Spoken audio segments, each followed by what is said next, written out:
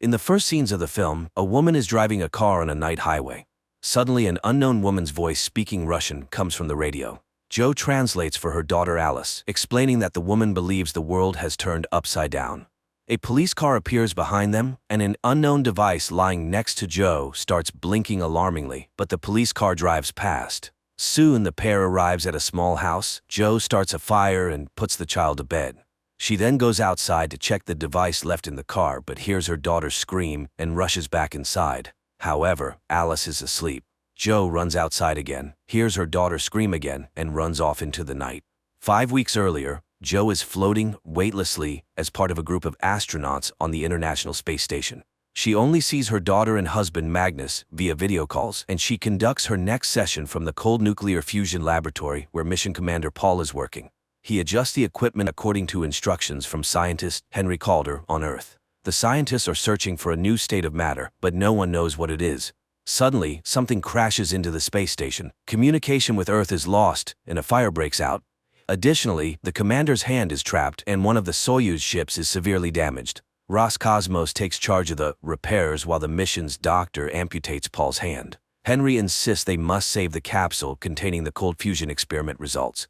Meanwhile, Joe goes into open space to inspect the crash site, unaware that Paul's heart has stopped. Suddenly, video contact with Joe is lost, and the center can only hear her communications. She then sees the cause of the accident: a desiccated body of a female astronaut in an orange suit labeled USSR. Joe tries to catch it, but the space mummy floats away. Joe reports everything to her colleague, and Irina, the head of Roscosmos, hears it on Earth. Learning of the commander's death, the center orders 3 mission members to return to Earth on Soyuz 2, while Joe repairs Soyuz 1-inch and returns on it. An emergency mode is set in the ship. Joe sketches the body she saw, sends it to the center, and begins repairs. Meanwhile, Irina tells Henry she ordered his equipment to be left on the station, as it may have caused the accident. Henry argues that this experiment could change humanity's life and must be brought back. The returning Soyuz 2 astronauts are greeted on Earth. Joe is asked to retrieve the capsule with the experiment results, after which communication is lost. On Earth, Henry brings equipment for a rescue mission to Baikonur, but Irina reports that there are no signs of life on the station. Joe is alive and continues repairing the equipment, resting in the shuttle where Paul's body lies.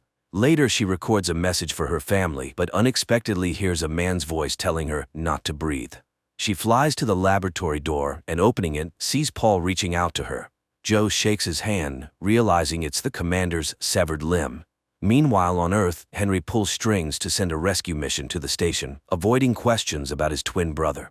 At this time, his twin brother Pat Calder is on vacation on a cruise ship, answering a journalist's questions about his spaceflight and snapping at her for confusing him with his brother. Joe restores the power supply of Soyuz 1 and returns for the cold fusion capsule. She records a final message to her family and launches the shuttle.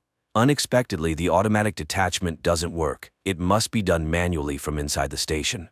Joe, in desperation, punches the console as a shadow approaches the inner control panel and the system activates. The shuttle heads to Earth, where Joe is presumed dead. The module soon lands in a deserted steppe, where rescuers find Joe and help her out. She is placed on a stretcher and taken to a helicopter. However, Alice rushes to her, and Joe happily embraces her daughter and husband, who seems to doubt his wife's genuine joy at seeing him. Henry retrieves the capsule, and Joe is taken to the helicopter where her family is already seated. But suddenly, Joe finds herself alone in an empty vehicle. Then everything returns to normal. She decides it's due to stress. She speaks to her daughter in Swedish, but Alice doesn't understand her. Meanwhile, Henry rejoices over the successful quantum mechanics experiment results conducted on the ISS. Joe recovers after the flight. One day at a press conference, she expresses condolences to the widow of the deceased astronaut Paul, but the woman's name turns out to be different. Henry demonstrates the experiment results obtained on Earth. His assistant is sure this is only possible in space, dismissing it as a glitch. At Baikonur, an investigation into the tragedy begins. The commission reviews orbital recordings. When Joe mentions the object that caused the accident, a Soviet female astronaut's body, no one believes her since there has never been a report of a missing female astronaut in history. Later, Joe receives vitamin tablets she must take daily. She tries to get closer to her husband, not noticing he seems to avoid her. Alice also keeps her distance from her mother. The next day, Joe faces the commission again, which tries to convince her that the station collided with an orange garbage bag. After the session, her boss, Frederick, tries to hug her, but she steps back in confusion. He doesn't understand why she has forgotten everything between them. Scared, Jo returns to her husband in tears, confesses her love, and they become intimate. Meanwhile, Henry tells Alice about a thought experiment in quantum mechanics called Schrödinger's cat. Scientists believed the world was governed by classical physics laws until geniuses like Einstein discovered that the same substance could exist in two forms. For example, a particle is black in one world and white in another. Between worlds, there is space where the particle is both black and white simultaneously, refusing to choose until observed. Henry invented equipment for the space experiment and discovered something, but it seems unwilling to come into the light.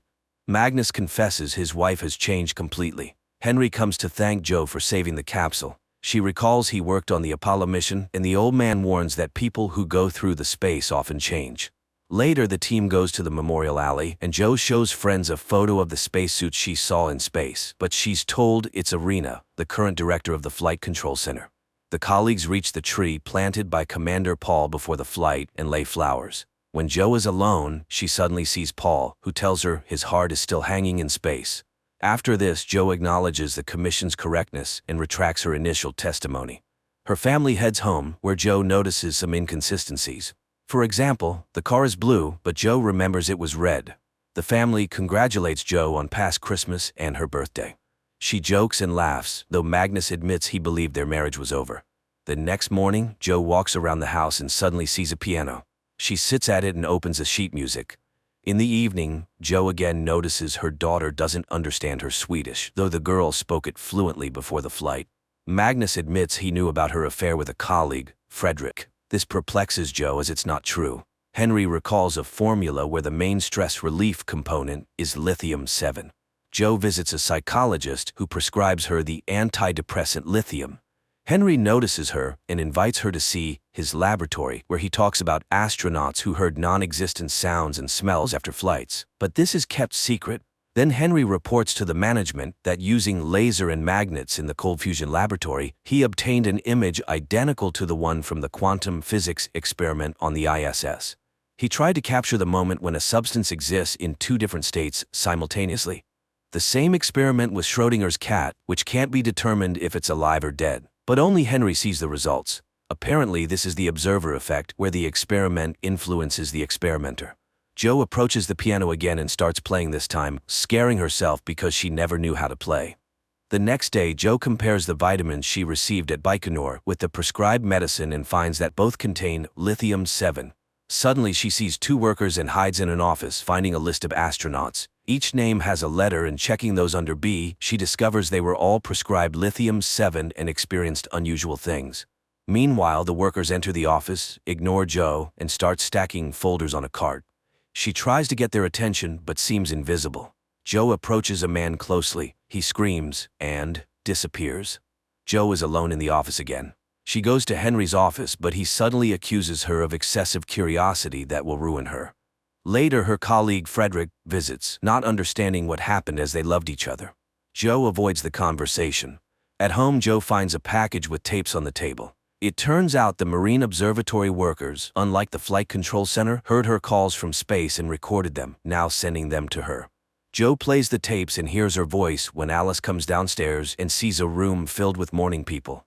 Live astronaut Paul with his family, and Jo's portrait in a mourning frame at the center. She screams, but her father carries Alice upstairs, where his wife admits all her pills are neuroleptics, meaning she's been intentionally habituated to them.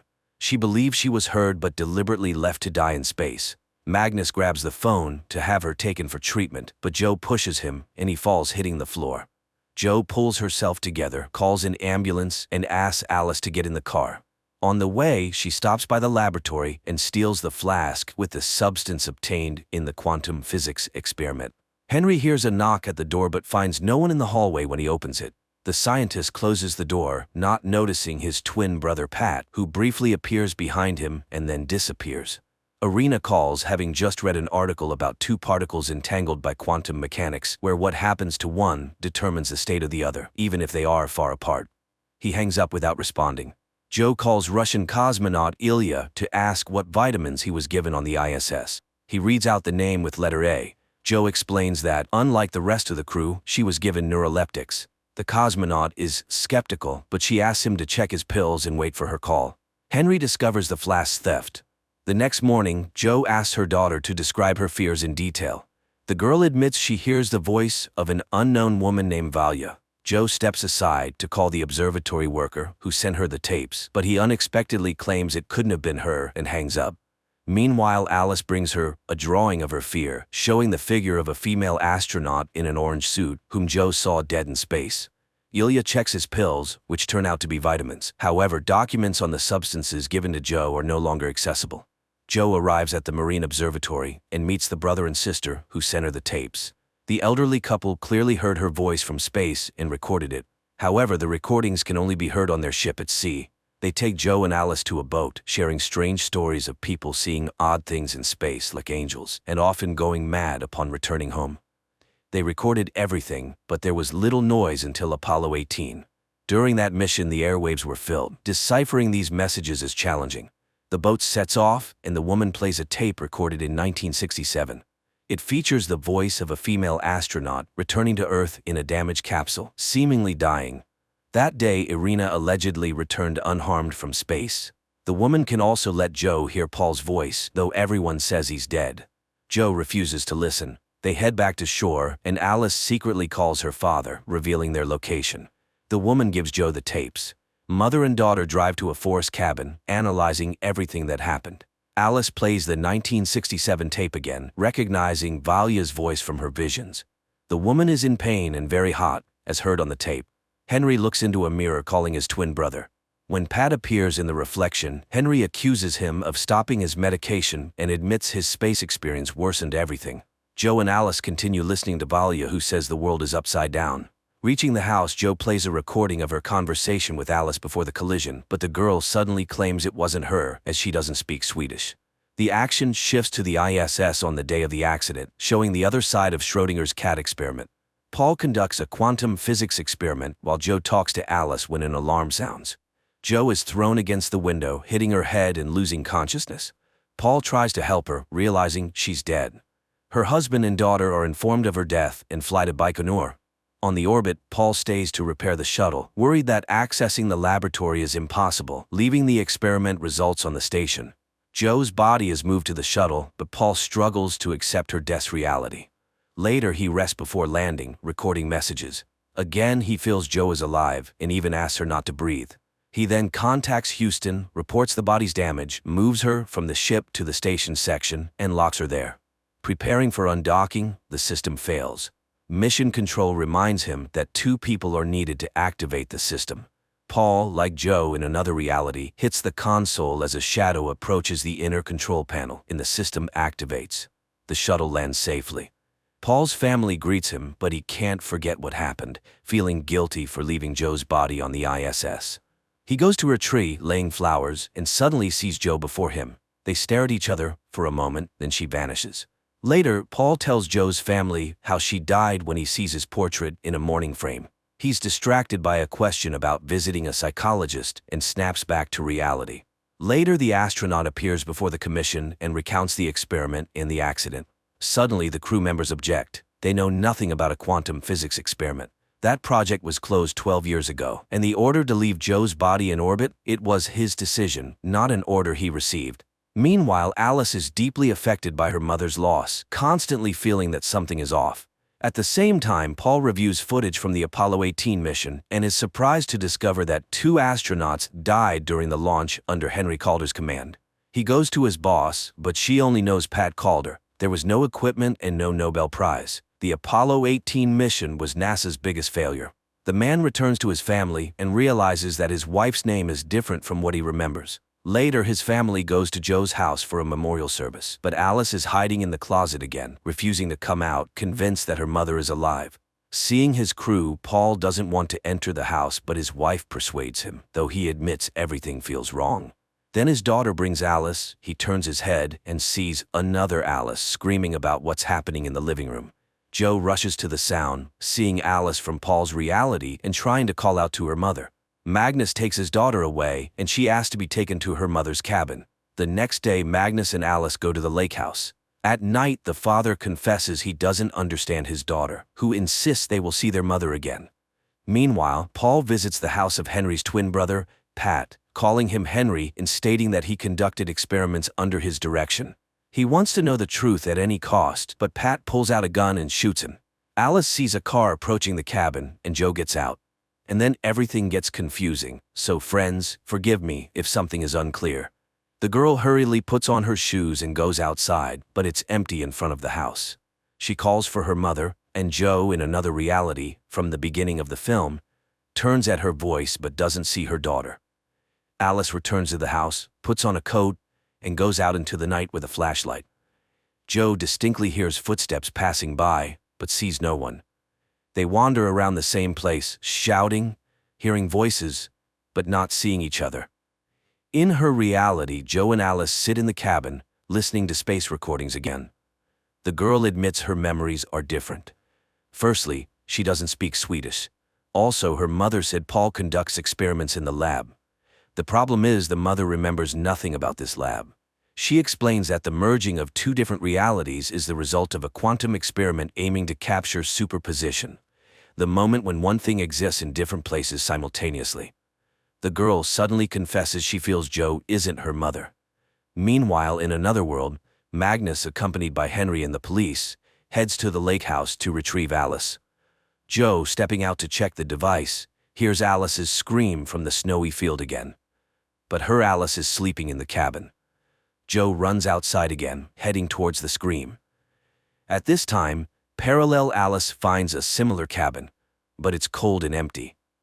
Despite the building's similarities, the girl finds many discrepancies.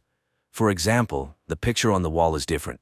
She goes upstairs and finds a closet. Hanging her necklace on the handle, Alice climbs inside. But the door suddenly slams shut, and the girl starts banging and calling for help. Joe, wandering through the field, also sees this cabin. She rushes to the banging and finds Alice. Joe carries the girl to her cabin, puts her in a hot bath, and admits that Alice smells like herself again. Stepping aside, Joe finds herself between two worlds, with Alice standing by the bed in one, and the girl sitting in the bath in the other. Suddenly, the second Alice stops seeing Joe, gets out of the bath, and calls for her mother. But Magnus wakes up and runs to her. Alice admits she saw her mother, but now she's gone again. Joe, meanwhile, orders the second girl to get dressed and takes her to find the second cabin and the other Alice. Magnus's car is stopped by a blocked road, but the police inform him that a bulldozer is on the way. Alice asks her mother to come back, and Joe admits she doesn't belong to this world, urging them to figure out where the Joe from this reality went. Alice runs away, accusing her mother of madness. The second Alice goes to find the second cabin. Magnus follows her. The girl walks across the field, seeing a bead from her necklace in the snow. She follows the trail and finds a bag with a quantum device. Parallel Alice finds the second cabin. She enters, looks around, and takes an identical tape recorder, climbing into the closet. The second Alice also arrives at this closet and sees the tape recorder inside. The first Alice turns on the recorder and records her voice, calling Alice. The second Alice turns on the tape recorder and hears her own voice asking her to say something. While the girls establish contact, their parents search frantically through the frozen field and house. Joe finally reaches the closet. In her reality, Magnus approaches the same spot. Joe finds the tape recorder and hears the conversation between the two Alices. Magnus sees and hears the same thing. Terrified, he calls emergency services, reporting his daughter is missing at the lake. Joe gets into the car and heads towards the lake, as the kerosene lamp in her cabin falls and sets it on fire. The two Alices, sitting in the closet, look into the mirror and suddenly see each other. They say they are both looking for their mom. One Alice confesses that her mother died. At this moment, Joe notices the fire behind her. She turns the car around. The two Alices compare memories shared by Joe and conclude that their mothers switch places. Meanwhile, on the winter road, Henry Calder admits to Magnus that when he was on the moon, he thought his crew had died. But miraculously, they were alive. After returning to Earth, he started treatment. Rescuers finally arrive at the lake and start searching for Alice. Henry sees the fire blazing. Joe returns to the burning house, but upon entering, she finds no fire. However, the mirror reflects a burning room. Jo goes upstairs and finds her daughter in the closet, witnessing the conversation between the two Alices. Henry finds his quantum device stolen and lost by Jo. Jo hears the voice of the second Alice and sees her in the mirror. The girl asks her to come home, but Jo doesn't know how to do it. However, she promises to figure it out. She realizes the girls are dying, one in the fire, the other from the cold. She pulls the girl out and hands her to Henry, who has just arrived. Then she returns to the fire. Henry lays the girl in the snow and also calls for help, while Jo walks around the burning house. Suddenly, she sees Alice lying in the snow. She tries to revive her, hearing her voice behind. Turning around, she sees the second Alice, who suddenly says she doesn't feel her double. Apparently, the girl died, but Jo continues giving artificial respiration, believing she must save the girl. Suddenly, Magnus's voice calls out from the darkness. Jo tells her daughter to leave. Magnus sees his wife, unable to believe his eyes, and runs to her, finding his daughter. In the parallel reality, Jo revives the second Alice and starts looking for the second Alice. Rescuers grab her, thinking she's crazy. In the other world, Magnus brings Alice into the cabin, admitting he doesn't know what he saw. The injured Alice lies under an IV and suddenly hears a female voice promising to take her to her mom. The girl wakes up, seeing her father, who says Jo left with Irina. In reality, Jo is taken to a psychiatric clinic. Henry finds the tape recorder and listens to his report, discovering his colleagues are alive. He smashes his quantum device, destroying the experiment results. Magnus brings Alice home, and the girl says her mother is dead, her body still in space. Also, there is another Alice. Magnus tries to convince her that mom is alive, just not well right now. Meanwhile, a piano is brought to Jo's room. Henry is arrested for attempting to kill Paul and murdering a journalist on the ship. He requests his DNA be compared to the person who lived where Paul was shot. He's not Pat. The accuser suddenly says both men are actually the same person and shows a book written by Pat. Henry denies writing it, revealing that his so-called twin brother is actually his double from another reality. Later, Henry shows the broken device to Frederick, blaming Jo for damaging expensive equipment. He has long opposed sending women into space, believing their psyche is unstable. That night, Jo regains consciousness and tries to escape the clinic, but the door is locked. In the morning, Irina examines her, finding no mental disorders. Jo claims there was a fire in the cabin, and before that, she saw her real daughter. Irina asks her to play the piano and says her daughter is with her father. Jo is impossible to convince. Then Irina announces that Jo is pregnant. They couldn't give her lithium, as they never prescribe it to pregnant women, so they developed special vitamins for her, which Irina asks her to take. Jo is horrified and refuses. She can't have this child, because then she won't be able to return to her real life. Irina says there's another patient like her in the next room, but she won't be able to see him. Jo suddenly recognizes her as the dried-up mummy in space. She screams the words she heard on the recording, but Irina runs away. She calls Henry and asks for a meeting. Pat Calder is interrogated with a lie detector, denying shooting Paul, though he invented the machine that could cause an accident in space. Jo sits at the piano, but Ilya comes to her. She's very happy to see him, asking him to find out where Henry Calder is. But he suddenly starts convincing her that Jo is experiencing astronaut burnout, which fortunately is treatable. Jo repeats that the ISS collided with Irina's body. In that reality, it wasn't Paul who died, but her. Ilya doesn't believe her, and she asks him to leave. He says goodbye and secretly slips a key to her door, signaling that the room is bugged. Magnus tells the doctor he also saw Jo in the dark. Parallel. Magnus says he wants to get closer to this new Jo.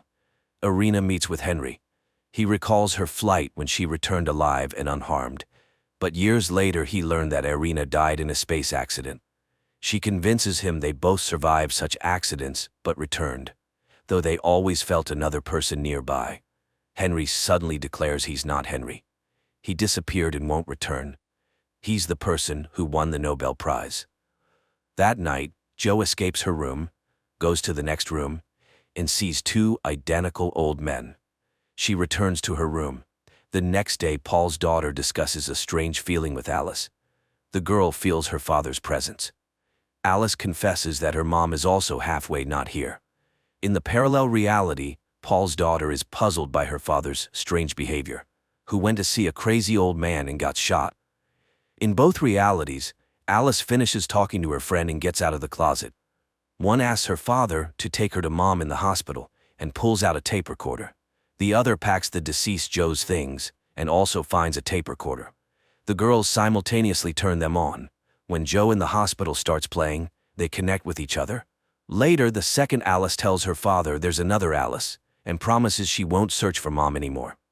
The prosecutor reports the complete identity of all tests, confirming that Pat and Henry are the same person, and presses charges. Sometime later, Irina comes to Joe, announcing there's only one person in the next room, the first one in space. She advises Joe to take the pills and return to life. She has a daughter and will have another child. She advises Joe to reconcile and move on. Later, Magnus and Alice arrive at the clinic. The girl talks about the other Alice and also advises her mother to accept what happened. She needs a mother, and Joe needs a daughter. So they will move on. Later, Joe shows Magnus their daughter's drawing, admitting she tries to be rational. She will return home and move on. They will have this child. Irina writes a letter admitting that since her flight, she has hidden the fact that space drives people crazy. She asks everyone who has experienced this to report it to her. At the clinic, Paul regains consciousness, unable to understand what he saw and experienced. Magnus takes Joe home, admitting she doesn't look like his wife. But they love each other and want to be a family. Irina says goodbye to Alice, admitting she has a second name, Valia. Meanwhile, on the orbiting ISS, Joe's mutilated body suddenly comes to life and catches a photo of herself with her daughter. This is where the first season ends.